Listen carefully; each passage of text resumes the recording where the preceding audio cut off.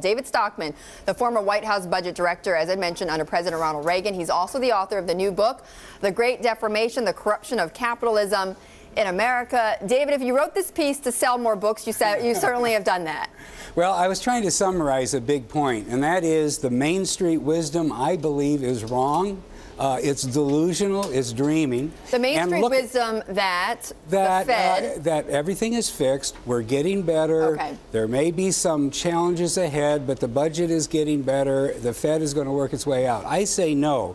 We were at the same point, 1560 on the S&P, 4,750 days ago in March 2000. And in those 13 years, the Main Street economy has gotten worse, deteriorated. So we're just running in circles, is what you're saying. And in the interim, we've had 2 crashes. Okay. $5 trillion was lost in .com by the household sector. $7 trillion lost in the Lehman meltdown. So the Fed has become a serial bubble machine. All of this massive money printing is not getting out of the canyons of Wall Street. It just becomes money to fund speculation and yo-yo this stock market and risk assets up and down. The fast money makes a killing. This is how the 1% recovers.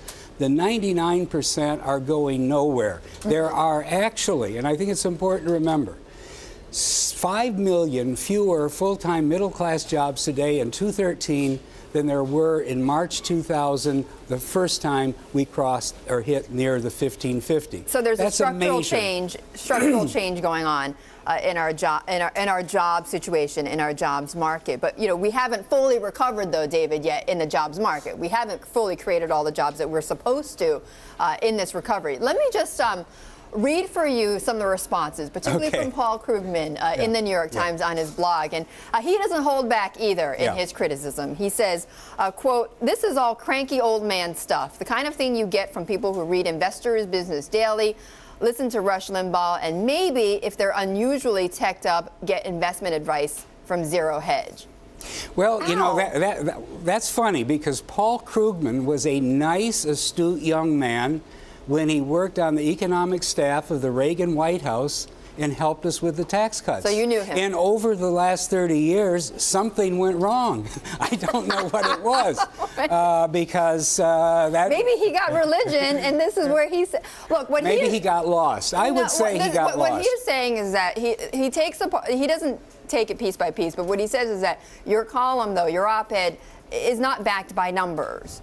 Well, my op-ed has a lot of numbers in it, and my book is 700 pages, by the way, and a huge amount of documentation of how we've been drifting towards fiscal bankruptcy and the total failure of our central bank over the last 20 or 30 years. But just take one number. He wants numbers.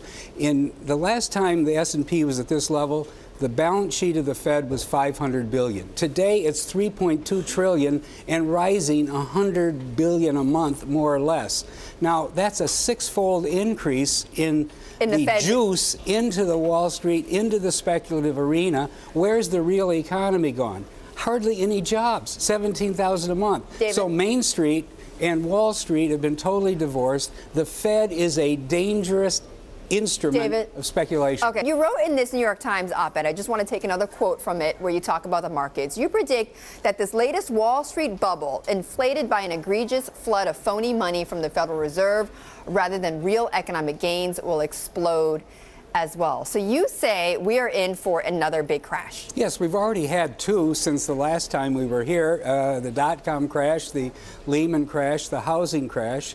The real economy is in worse shape every day if you look at whether we're investing, which we're not, if you look whether we're creating jobs, which we're not. But the real economy is in worse shape than what? The real economy is not in worse shape than we were 4 years ago.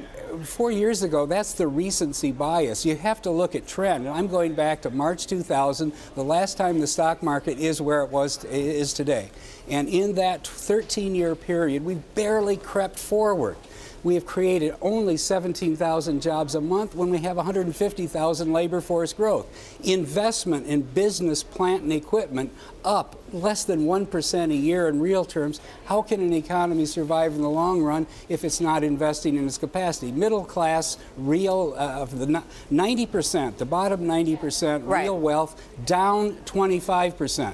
What I'm saying is that... Which is why the government and the Democrats saying we need to put more money into the economy then. That's crazy. We're borrowing money and burying the future generations in debt because our economy's failing. The Fed is a bubble machine that only works for the speculators and the traders and the 1%. So, David, you say the Fed is creating a bubble in equity prices. Would you say they're creating a bubble in bond markets? Sure. It's the greatest bond bubble in history. It's the most dangerous thing that's ever happened. And not just the Treasury.